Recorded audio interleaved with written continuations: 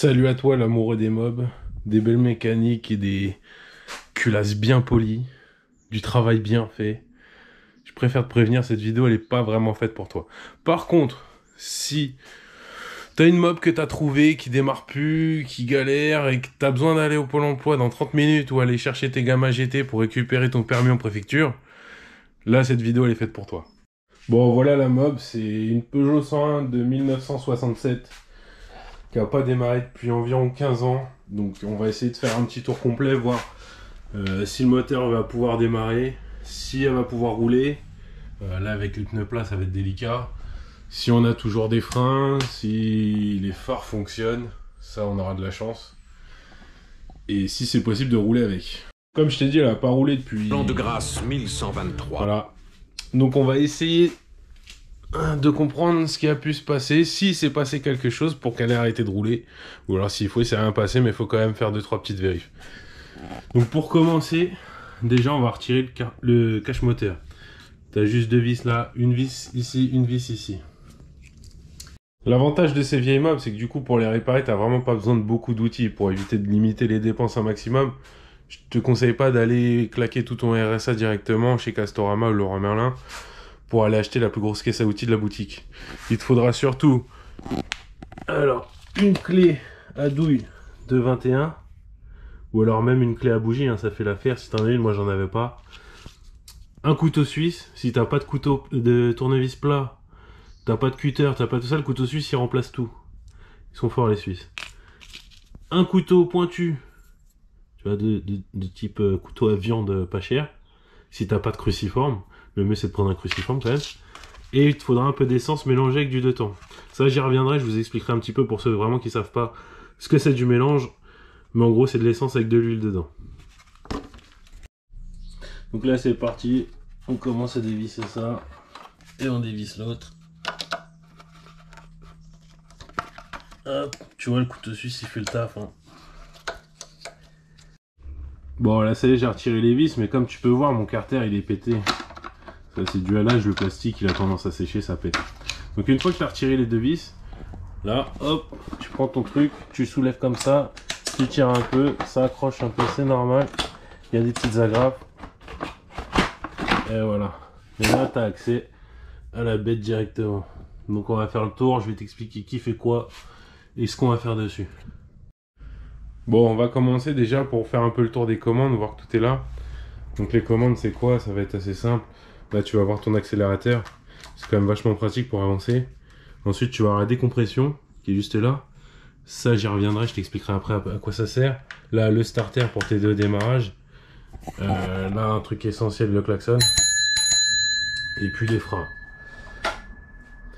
Ensuite il y aura le moteur, l'allumage, le carburateur. Et après le système d'entraînement qui, on pourrait appeler ça un embrayage avec une chaîne et compagnie. Donc du coup pour commencer, comme tous les moteurs, ça a besoin d'essence pour fonctionner. Donc du coup, bah tu ouvres le réservoir. Et étape super importante, c'est de s'assurer qu'il n'y ait pas de rouille à l'intérieur, tu vois. Donc là, tu vois, on voit pas très bien ce qu'il y a dedans. Donc ce que tu fais, c'est que tu fous ton doigt comme ça et tu frottes bien. Tu vois. Tu frottes bien tout l'intérieur comme ça. Et tu vois la couleur, ça c'est des traces de peinture. Donc ça veut dire qu'il n'y a pas de rouille. S'il y a de la rouille, là ouais c'est chiant. Mais là, c'est-à-dire qu'on n'a pas de rouille, on a des petites vieilles traces de peinture, donc normalement on est bon.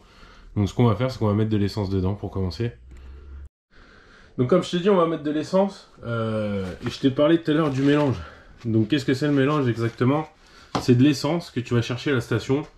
Du samplon 98, si tu as les moyens. Samplon 95 si tu as un peu moins d'argent, mais je te le conseille pas. Surtout pour redémarrer un moteur qui n'a pas tourné depuis un bon moment. Et donc en fait, tu prends ton samplon. Voilà. Et tu prends de l'huile de thon. Et là, les spécialistes, ils vont me dire, non, mais l'huile de thon, là, elle est pas bonne, c'est motoculture. En vrai, on s'en tape de l'huile de thon, c'est de l'huile de thon. C'est pas une mob de compète, c'est de l'huile de thon, ça va lubrifier, ça va faire le taf. Du coup, si t'as jamais fait de mélange, généralement sur les boîtes, tu vois, ils sont là pour t'aider. Je sais pas si tu verras bien, mais en gros, t'as marqué la quantité que tu dois mettre pour faire ton mélange.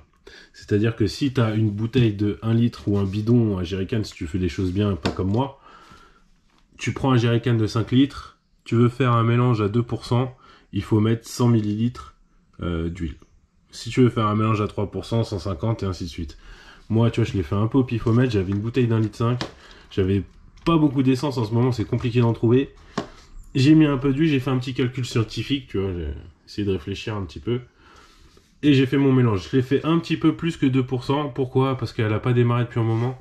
Donc l'idée, c'est de lubrifier un peu le moteur pour éviter les problèmes futurs.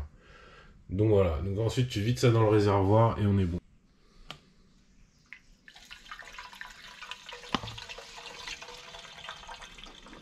Tu viens de remplir ton réservoir. Qu'est-ce que tu fais? Tu remets ton bouchon pour éviter d'y foutre des merdes dedans. Voilà, ça c'est fait. Et ensuite, sur les réservoirs, tu vas avoir un petit bouchon, un petit robinet. Bon, là, c'est un robinet un peu particulier. Là, c'est un robinet avec un poussoir. Donc, en gros, t'appuies, c'est fermé. Tu tires comme ça, c'est ouvert. L'essence, ça va couler. Et elle va couler via cette durite-là.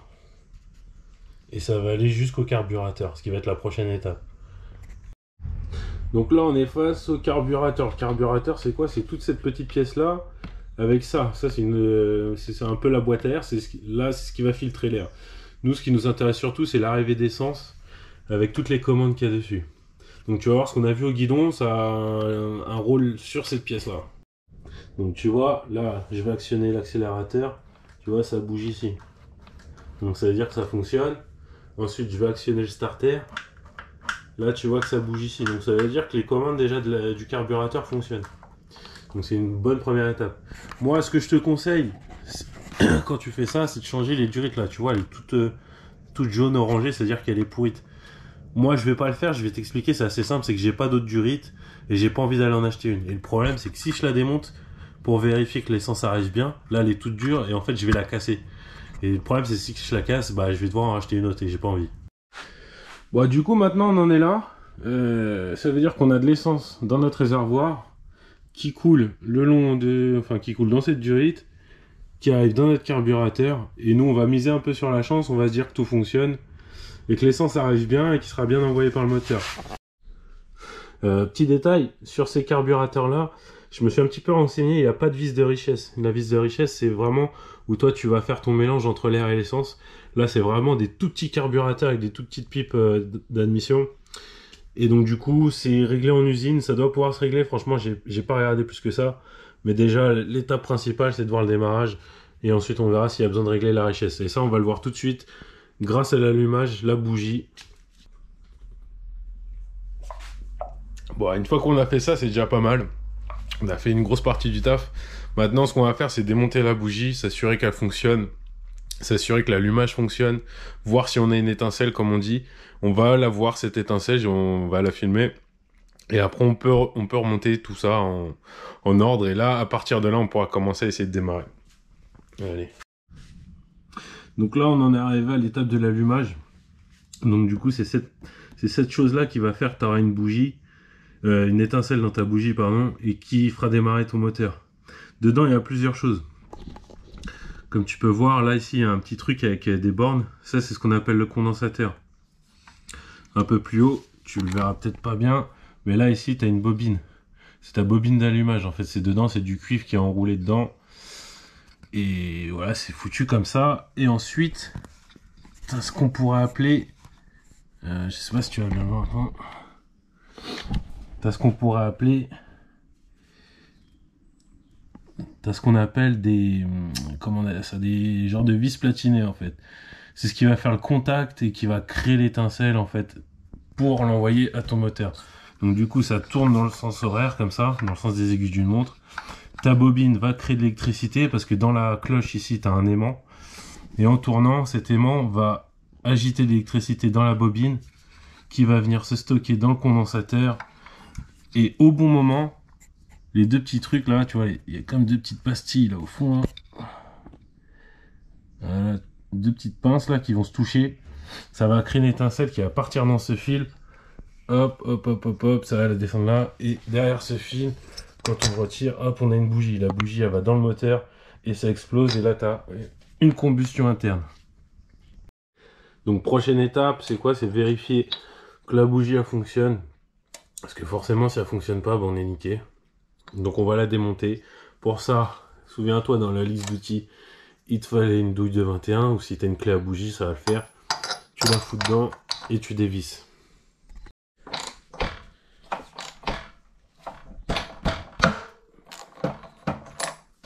Hop, c'est fait.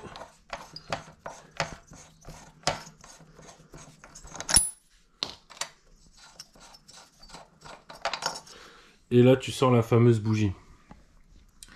Bah là, la nôtre, elle est un peu noire. Elle est un peu grasse, un peu noire. Donc c'est plutôt bon signe, ça veut dire que le moteur est plutôt lubrifié. J'essaie de faire une mise au point, on la voit bien. Et donc du coup, là nous on va guetter plusieurs choses. Donc là nous du coup on va guetter plusieurs choses. Déjà on va voir que elle a une couleur un peu noire. Ce qui veut dire que dedans, dans le moteur, le mélange, je t'en ai parlé tout à l'heure, souviens-toi de la carburation, il y a une histoire de richesse.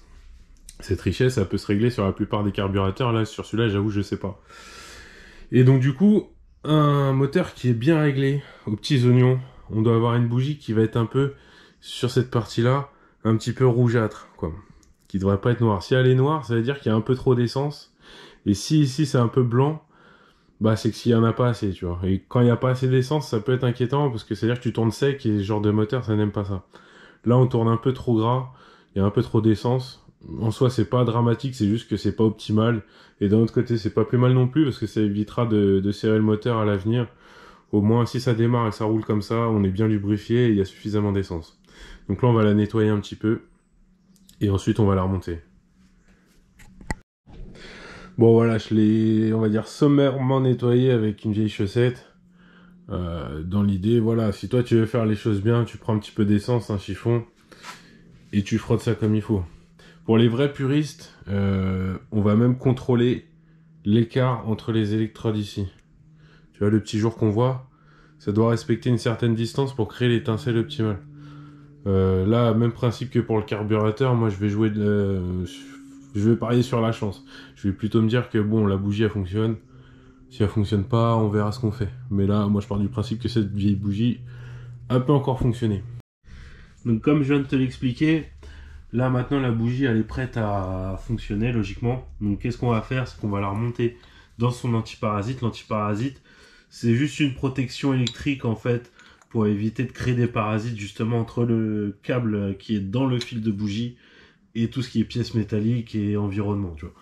Donc en vrai, tu pourras même rouler sans, mais c'est juste que c'est mieux d'en avoir un. Tu comprendras que voilà, si c'est là, c'est pas par hasard. Maintenant, on va essayer de tester l'étincelle, je vais te montrer comment on fait. Là, pour créer l'étincelle, il n'y a pas 15 000 solutions. Il faut faire tourner l'allumage, donc ta cloche. La cloche qui va être entraînée par la pédale, tu vois. Et sauf qu'il faut lui donner une certaine vitesse pour que ça fonctionne. Pourquoi? Parce que derrière, tu as ce qu'on appelle un plateau débrayable. Tu vois, avec des pédales comme ça. Et en fait, on appelle ça un cyclomoteur parce que c'est un vélo en gros avec un moteur. Donc tu as des positions. Si tu mets comme ça, tu vas faire tourner que les pédales, tu vois. Voilà, tu verras pas bien, mais tu vois, en gros, je fais tourner que les roues comme si c'était un vélo. Je l'embraye comme ça. Et là, normalement, je vais faire tourner les roues et le moteur en même temps. Et pour faire tourner l'allumage, bah, j'ai besoin de faire tourner le moteur. Donc là, ça devrait pas être trop galère parce que j'ai retiré la bougie, donc le moteur perd en pression. Et en fait, on va caler la masse de la bougie sur le moteur, faire tourner le moteur et logiquement, tu vois, entre les deux électrodes, on devrait avoir une étincelle apparaître. Bon, là, on arrive au moment où voilà, tu commences à allumer un cierge, tu vois, parce qu'on est sur quelque chose de très douteux niveau allumage depuis le temps que c'est là. Donc on va tester et voir ce que ça donne.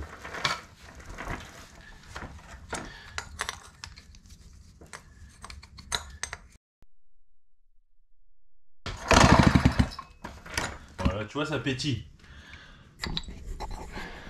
Ça veut dire qu'on a une étincelle. C'est-à-dire que cette vieille bougie qui est là depuis je sais pas combien d'années, elle fonctionne encore avec tout le système d'allumage qui date de Mathusalem. Ça fonctionne très bien. Donc on va remonter tout ça et puis on va essayer de la démarrer. Quand tu remontes ta bougie, sincèrement, ça sert à rien de serrer comme un gros bourrin parce que tu risques d'abîmer ton moteur plus qu'autre chose. Parce que c'est des filetages, tout ça c'est très vieux. C'est de l'aluminium, c'est fragile. Donc tu serres vraiment légèrement comme ça. Pas besoin d'en faire plus. pas besoin de forcer. Ce sera étanche et ça va faire le boulot. Donc voilà, tu remontes ta bougie. Surtout, t'oublies pas de remettre ton antiparasite parce que sinon, bah, tout ce que tu auras fait, ça sert à rien. Et là, on va pouvoir se lancer dans l'allumage et le démarrage. Donc comment on va démarrer? Si tu as suivi un petit peu tout à l'heure, je t'ai expliqué, il y a le plateau débrayable. Donc là, on a embrayé. Derrière ça, tu as la petite courroie qui est ici. Là, tu la vois. Tu as la petite courroie qui va faire tourner le plateau qui est ici, qui va faire tourner le vilebrequin à l'intérieur, qui va faire bouger le piston. Et qui en même temps, qui va nous allumer l'allumage et qui va du coup pomper de l'air. Le piston va pomper de l'air par la pipe d'admission.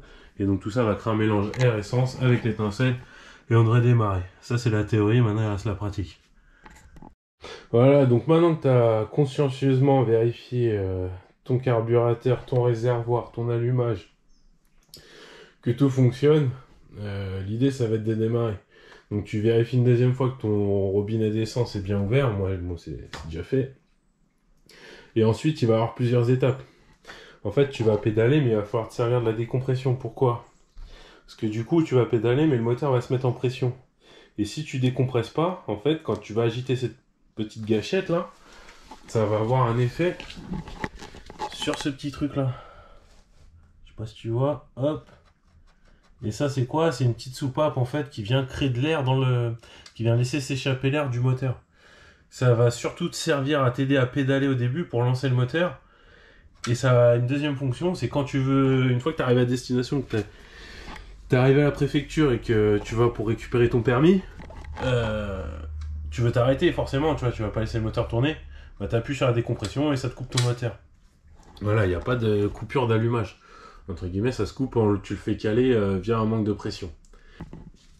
Pour le démarrage, le premier démarrage, tu mets des coups de starter. Le starter, il a pour fonction de couper un petit peu l'arrivée d'air, c'est-à-dire qu'il va envoyer, il va permettre de réduire l'arrivée d'air, ce qui va augmenter l'arrivée d'essence au moment où tu vas faire tourner le moteur. Et après, rien ne t'empêche d'ouvrir un peu les gaz pour essayer un petit peu de faire monter un peu d'air dans la chambre de combustion. Voilà, j'espère que tu as tout compris. De toute façon, dans l'idée, si tu n'as pas compris, l'idée, il faut pédaler comme un gros bourrin, décompresser un petit peu, accélérer, continuer à pédaler comme un gros bourrin. Et si tu as un peu de chance, ça va démarrer. Allez, premier essai. Je te fais ça en chaussettes. On est à la maison. Donc déjà, tu vois que ça tourne. Tu vois, tu l'entends. On fait venir un peu d'essence comme ça. Ça fait un moment que c'est pas venu. Et ensuite tu te fous sur le truc et tu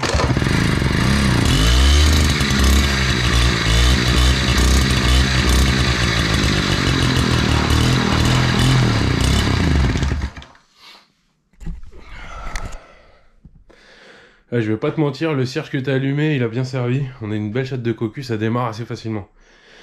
On va essayer de la faire tenir un peu le ralenti. Allez, c'est reparti, on pédale un coup.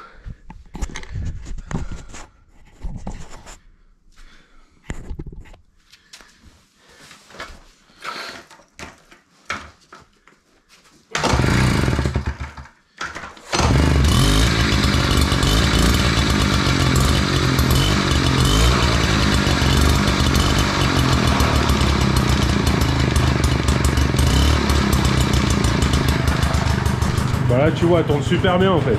Elle est nickel. Elle a de la chance.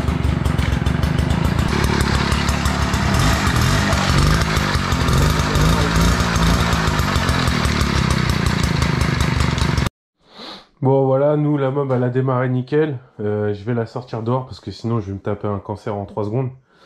Par contre si toi t'as pas de chance, parce que là on va pas se mentir, comme je te l'ai déjà dit, j'ai vraiment eu de la chatte.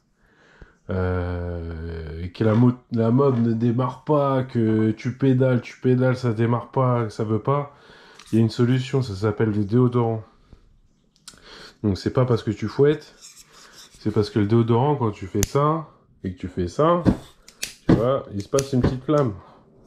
Très bref, très rapide, mais qui s'enflamme super bien, parce que le déodorant, tu vois, on s'en fout de la marque, on s'en fout du parfum, mais le déodorant, C'est un aérosol qui est très inflammable. Donc qu'est-ce que tu fais? Tu vas aller en foutre ici. Au niveau de ta boîte à air. Parce que par là, tu as une entrée d'air, tu vois. Donc en fait, ce que tu vas faire, c'est que tu vas vaporiser un peu comme ça.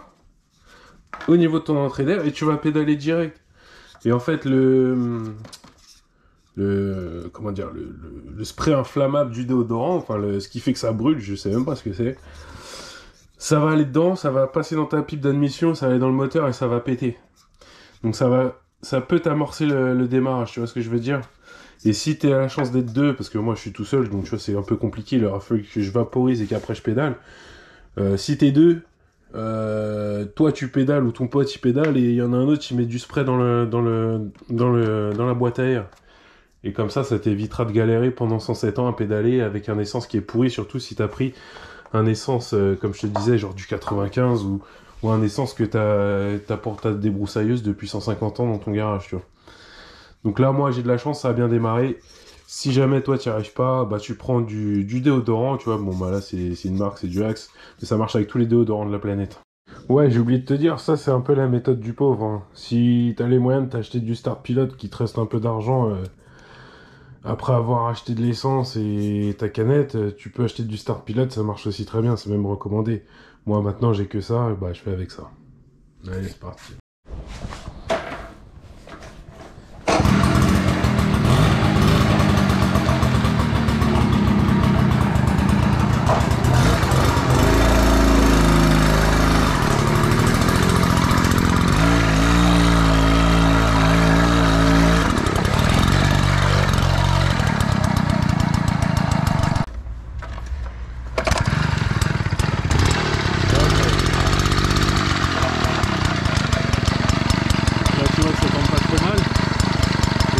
Ton ralenti, il n'y a pas 15 milliards de façons de faire.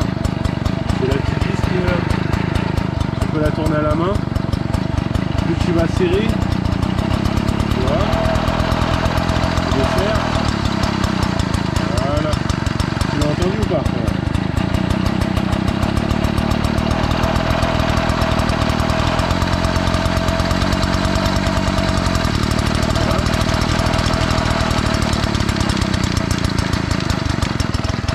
Pour le régler comme il faut que tu sois à la limite de la rotation de la roue. C'est-à-dire pour que ton moteur tourne assez vite pour faire tourner la roue, mais pas non plus trop. Parce que si ça tourne trop vite le moteur, en fait, faut pas que la roue tourne.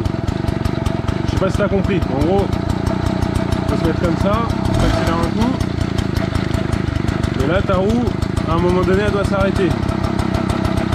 Là, tu augmentes un peu. Hop. Et là tu vois, continue de tourner. C'est que trop haut. Tu redescends un peu. Là ça arrête.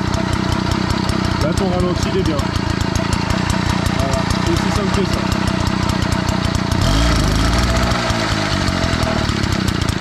La roue elle s'arrête. Ton moteur ne cale pas. C'est bien. Bon voilà, la mob elle a démarré. Les pneus sont gonflés. Maintenant ce qu'on va faire, c'est qu'on va remonter les carénages. Et on va s'attaquer au truc un peu chiant, c'est tout ce qui va être sécurité, freinage, éclairage. On va regarder un petit peu de plus près comment ça fonctionne et si ça fonctionne. On va attaquer déjà par les éclairages, donc les phares. Donc je sais pas si tu te souviens, mais on a déjà parlé de ça. Ça gère l'allumage, mais ça ne gère pas que ça en fait, ça gère toute l'électricité sur la mob. Donc comme je te l'ai dit, ça tourne, il y a des aimants, il y a des bobines. Et là, tu vois, en bas, il y a une autre bobine. Celle-là, là. C'est du cuivre enroulé, quoi, c'est une bobine.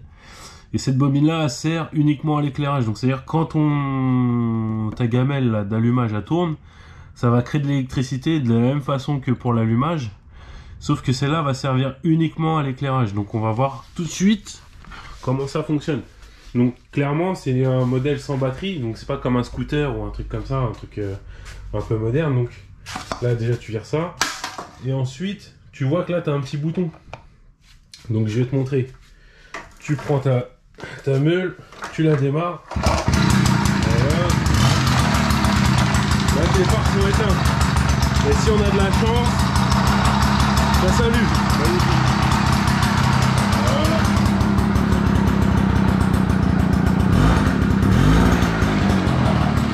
Et tu vois, l'intensité elle change.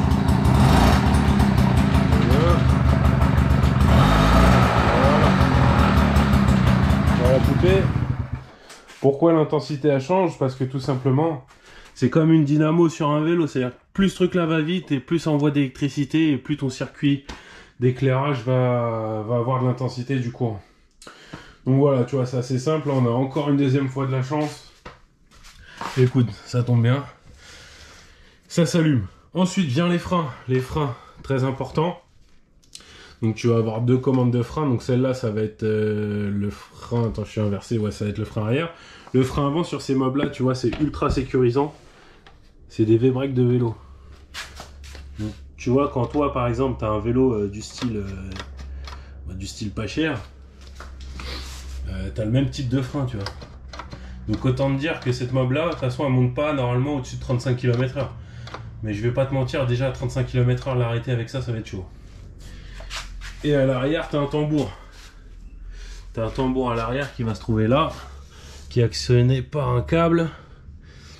Et dans l'idéal, ça aurait presque été mieux d'avoir un tambour à l'avant et un V-brake à l'arrière. Mais bon, au moins là, l'avantage, tu vois, c'est que ça va bien freiner à l'arrière.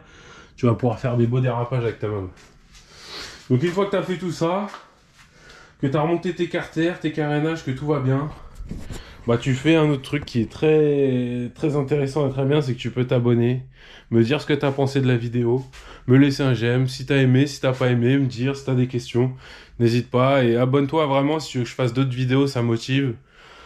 Et puis voilà, hein, je te dis à la prochaine, et je te ferai une autre vidéo où j'irai faire un petit tour avec dans les champs, histoire que tu vois ce que ça donne, parce que bon, tu vois, je l'ai pas assuré, j'ai pas de casque, donc on va éviter d'aller sur la route tout de suite. J'ai raté mon rendez-vous Pôle emploi, du coup, bon bah voilà, c'est pas grave. Et je te dis à la prochaine.